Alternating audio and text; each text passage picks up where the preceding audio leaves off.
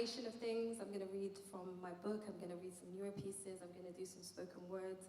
I too am among the poets whose book is not out there, unfortunately, but it's newly available on Amazon, so you are so welcome to go ahead and order from there. I know, but what can we do? So, to keep with the food theme, I'm going to read the intro of my book, which is called Dear Beloved. Dear Beloved, you are welcome here. Make yourself comfortable. You will be warm around my fire. All I have is yours. All that I am, an open door. A tray with spiced tea, dates, and sweet grapes. I offer you all of myself, because in reality, I am nothing but a conversation between God and himself. I am a collection of God's attributes, woven with this flesh like a Persian rug set to create this being, human. What do I own that was not a gift from him? This breath, these eyes, this heart, fixed into my chest, with words that spring forth from the world of spirit, gifted. Beloved, draw near. You are welcome here. Thank you. I just remembered I don't need glasses for reading. I need glasses for seeing in the distance. Okay, so the first piece, well, that was like an intro piece, but the first piece that I'm going to do is called The Gift of Life. And I was invited to participate in this poetry evening, which was to do with menopausal women. And I'm not a menopausal woman, but I guess I was asked to kind of reflect on what womanhood or femininity means to me. So this is really what this poem is about, the different stages of womanhood and the different ways in which we get lost along the way.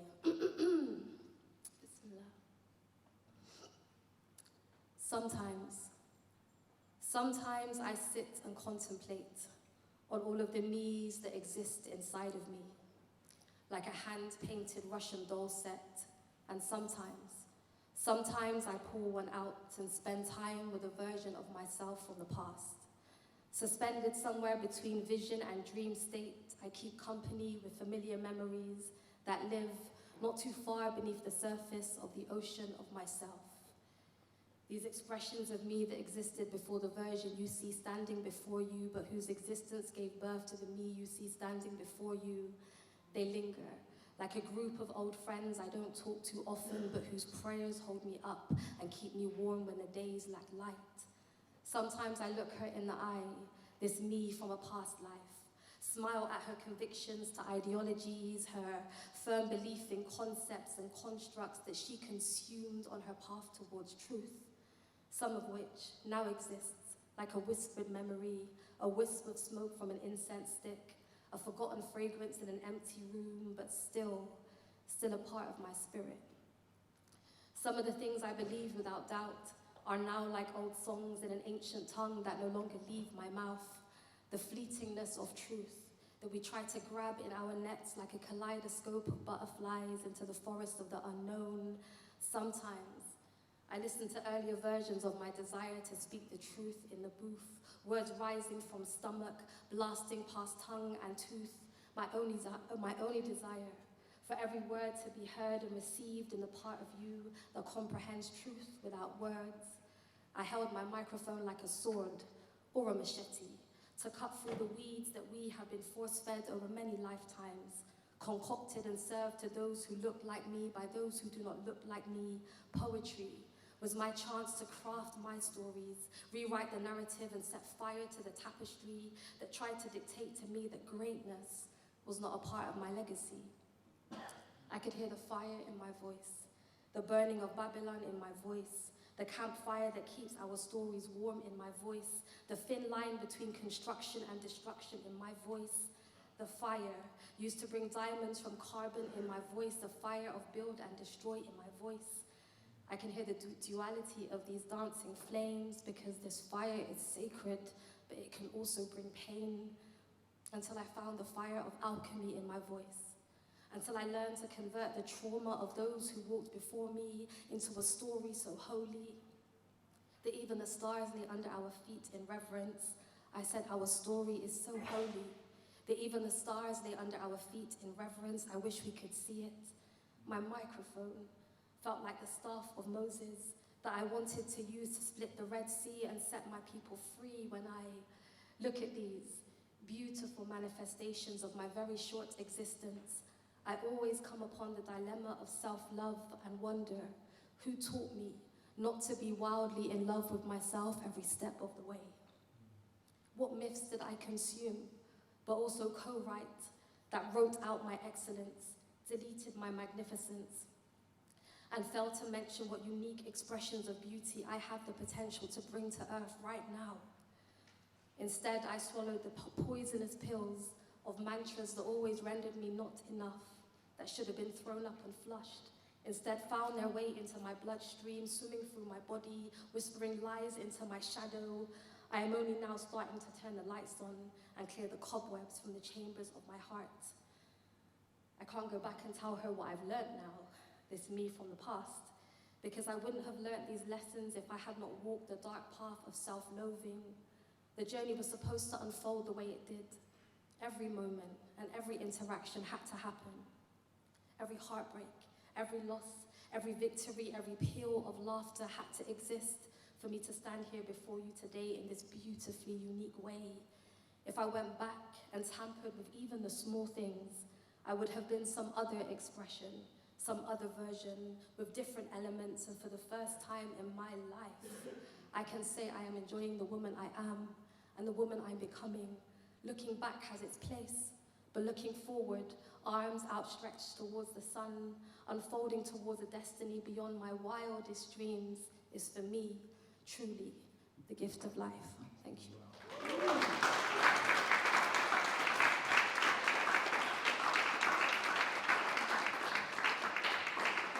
I think it's a good thing when your own poems make you like... So the next poem, I guess, follows on from this in a way, even though I didn't realize it when I chose to do it. So this poem is called Bring Your Whole Self and Come. And, you know, when I wrote it, okay, the only way I can describe this poem is it felt like a whisper into my heart from the divine. I'm not trying to say that I'm Moses and God was speaking to me or anything like that. But it just felt like a word, like a good word from somewhere beyond me. And I think it was connected to this idea, and I think many of you probably can relate to this, that sometimes we can hold space for others and we can be gentle to others and we can be merciful to others, but we can be so harsh to ourselves. And I guess the kind of word that came to my heart was like, be gentle to yourself, like the way you are to others, like give yourself that same love. So this is this piece, it's called Bring Your Whole Self and Come.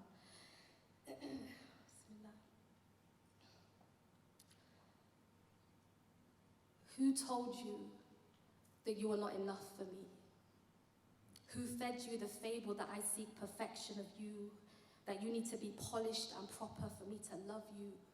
You, handcrafted human with a light that shines brighter than a million stars, I love you as you are.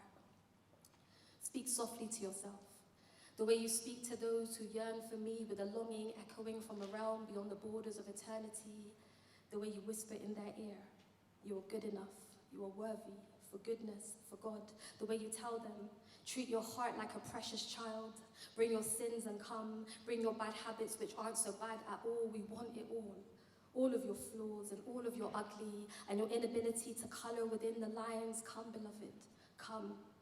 Don't run towards the darkness, don't run from the light, sit next to me in the gathering, there is enough space for you right here on my prayer mat, bring your vulnerability, you tell them. Bring your fears and your imperfections, bring your anxiety and your depression, bring your rejections and your inability to trust. God, come and come again. On horse-drawn carriages, on skateboards or on BMX bikes, stroll or hike towards the sacred ballroom, towards the holy courtyard, towards the divine. You're not required to float like angels, feet barely touching the earth. You don't need to be the virgin who required no man to give birth. Remind them of the holiness hidden in humble earth. Remind them of the divinity that seeps from the scars upon your heart. Tell them, even the dirt under their fingernails and the blood in their mouth from biting their tongue for too long, and the sourness of heartache and the bitterness of betrayal are all breadcrumbs on the trail towards the creator of love, the type of love that can burst galaxies from darkness. In every second there sits a lesson with wisdom to share. Remind them, the divine doesn't seek perfection of them, and he does not expect it of you. Doesn't need you to be flawless, doesn't need you to laser remove tattoos and erase your darkness and shush your struggles and quieten all that makes you you. You are not broken, beloved. You are not incapable. You are beautiful. Tell yourself what you tell them. Bring your whole self and come. Thank you.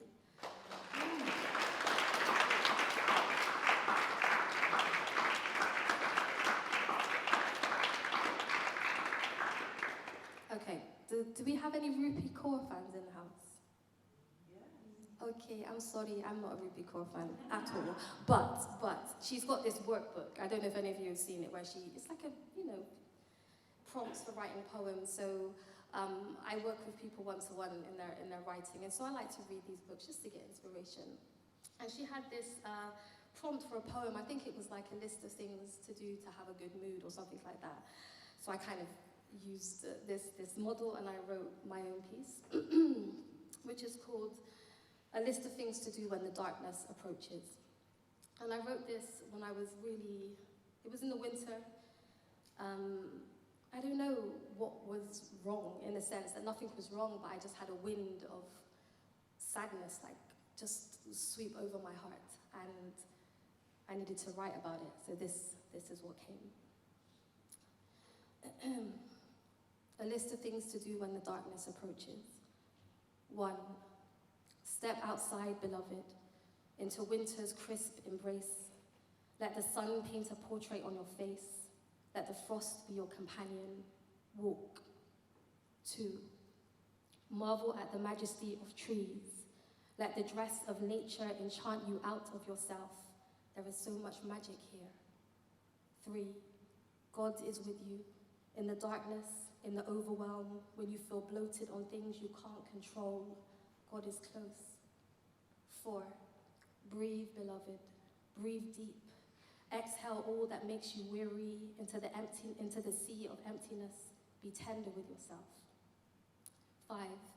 Indulge in poetry, the kind that makes your eyes sparkle with light from a distant galaxy, that makes rose gardens grow inside your chest.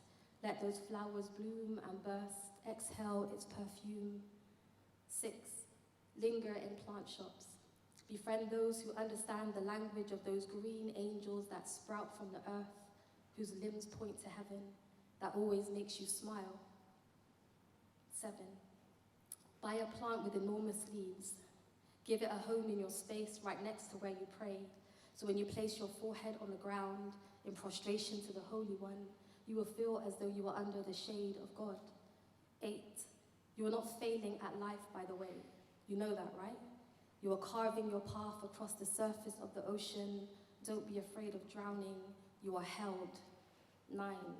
You are God's radiance in the body of a woman, glowing and growing and perfect exactly as you are. 10.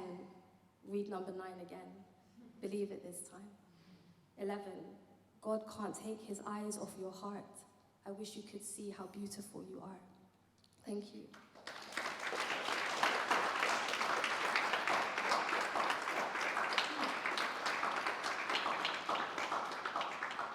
So the next poem I'm going to do is one I basically know by heart, but because it's also in my book, I kind of need to hold the book. Remember the book I told you about that's available on Amazon? Yeah, that one. So this poem is called Saints in the City. And it was written in a very special place in London called Rumi's Cave, where I met these amazing souls. Well, I knew before, I think, but, we connected more. And it is a beautiful space, Sufi space, spiritual space. And it was my first day, I think, working there, and it was really cold. It was so cold I made a fortress of electric heaters around myself to stay warm. And it was also the time of a really important festival, you can say, within the Islamic tradition and the Sufi tradition. It's around the time that the Prophet Muhammad, peace be upon him, was born. And I remember thinking, oh my God, like, it's so cold here, like, it's so dark, like, nothing about our city reality points towards the divine. Like, everything points us towards the world, to work, and still I saw people just striving in the way of light. And so this is an ode, really, to people who seek out the light in the darkness. Bismillah. Drink a bit of water, actually. How's everyone doing? Are you good?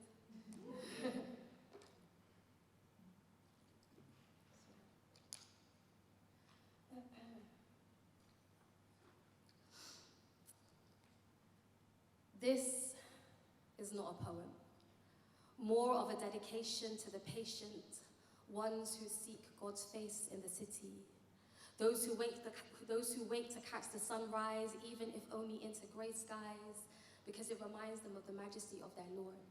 Those who seek the sun's decline behind graffiti-patterned railway lines, praying for orange and red light to paint blast the sky because they realize, if you look close enough, God always sends us signs.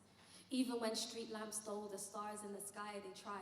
Even though high-rise buildings barricade the skyline, they try. See, we are not the ones with desert nights, where the full moon gives enough light to read scriptures by bedsides. We are the ones who can't make it out to sacred lands, to sit at the feet of the enlightened, who teach the mysteries of God with the subtleties of silence, whose very fragrance is guidance for the now guided seeker who sleeps in sacred villages where London becomes a dirty nightmare they'd rather forget. No street fights, no police sirens, no forced rape children, no people trying to earn a living on broken pavements to pay rent. This is for those who seek Mustafa, the chosen one, in the land of the frozen sun, where we use machines that blow heat to help us sleep. But each night here, there are those who dream of the unseen and catch a gleam of his reality, waking up in tower blocks with the unwavering conviction that there is a God. This is for those who seek God in the city. Did come in handy. This is for those who seek Allah in the city, looking for light in a land of dark days and dark nights, tense hearts, bitter minds, to those who still seek the light in people's eyes because they know we are all a manifestation of God's signs and everyone is reaching for him, even if they don't realize. This is for those with mercy in their eyes, whose prayers have the power to pierce the sky. Irregardless of where they reside, God always hears his servants' cries. Irregardless of where you reside, God always hears your cries. To those who ride the train, reading sacred scrolls from masters of the soul, causing their hearts to explode and come back together between Oxford Street and Tottenham Court Road, they cause the carriage to glow, yet nobody knows that columns of angels follow them wherever they go. There are saints in our city. Didn't you know? Friends of the Most High walking down the high road. To those who clutch prayer beads tight, their intimate companions in the depths of the night, and as each bead passes through fingertips, his most beautiful name stain their lips, and they send salawat and nabi until they no longer exist. Their bodies sit in a metropolis, but their souls have found bliss. And to those seekers who learn from online teachers, download khutbahs and add it to their playlist, exchanging YouTube videos on Facebook pages because we crave this knowledge of the sacred. These virtual stages boost our faith in the city. To those who have come to the conclusion that this whole world is an illusion that will one day fade, and all that will be left is his face. To those who seek God's face in the city, to you, I dedicate this. Thank you.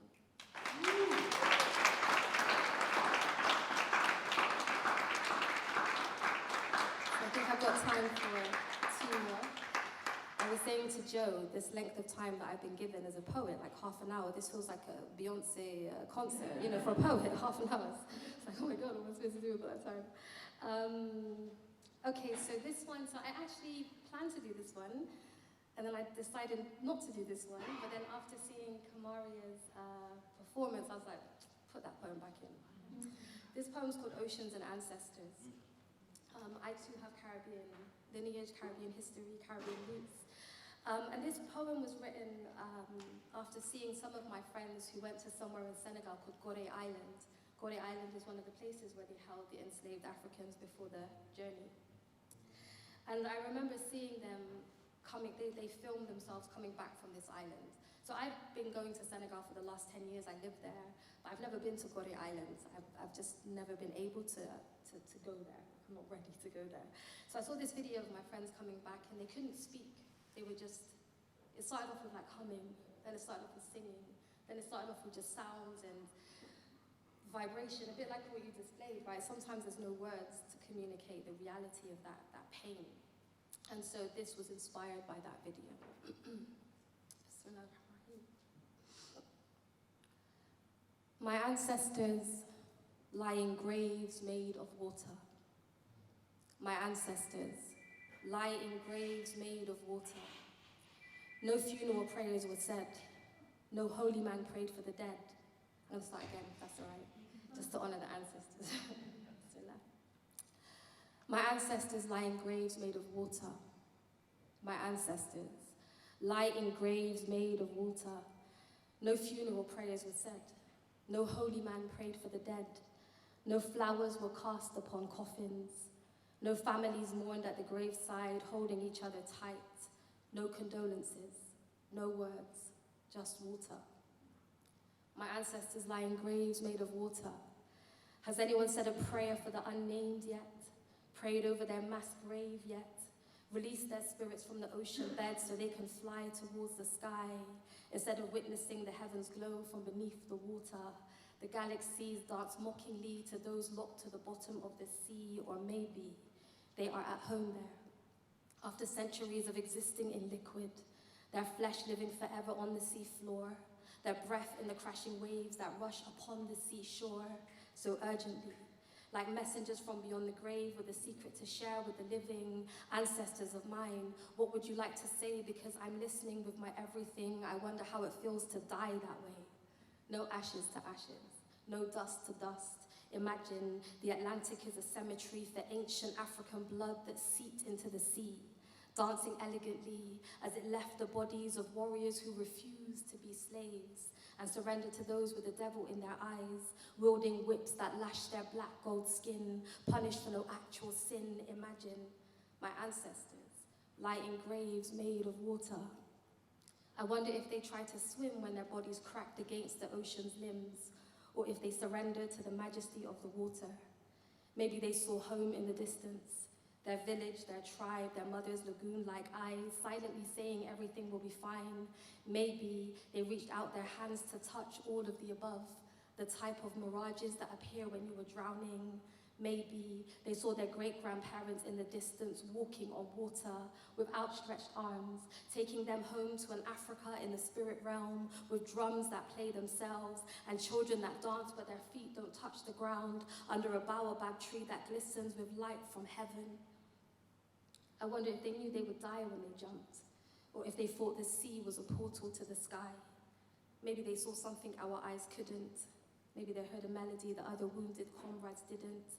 Maybe they were not jumping. Maybe they were flying because they saw the face of God in the water. Maybe they were not jumping. Maybe they were flying because they saw the face of God in the water. Thank you.